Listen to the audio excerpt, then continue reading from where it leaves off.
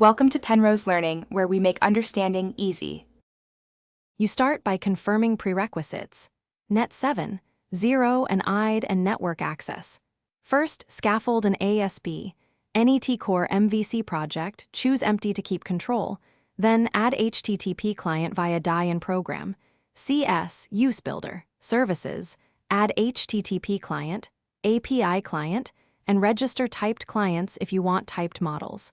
Once done, create a simple API service class that injects HttpClient factory.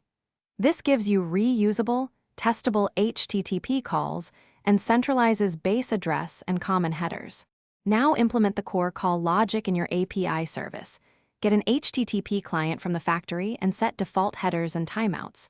Forget call get from JSON async T to deserialize automatically. For post or put, use post as JSON async and check response. Is success status code. Make sure to handle cancellation tokens and use configure await false in library code.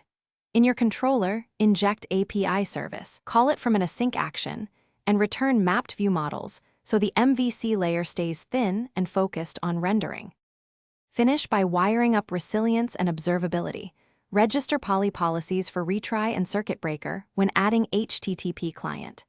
Ensure your DTOs match API schemas, use system, text, JSON attributes, and validate responses before mapping.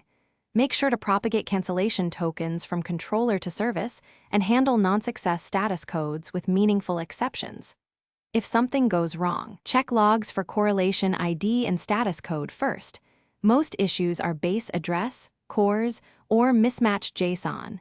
Test with Postman to isolate server versus client errors. Thanks for watching. If this was helpful, leave a like and consider subscribing. See you next time.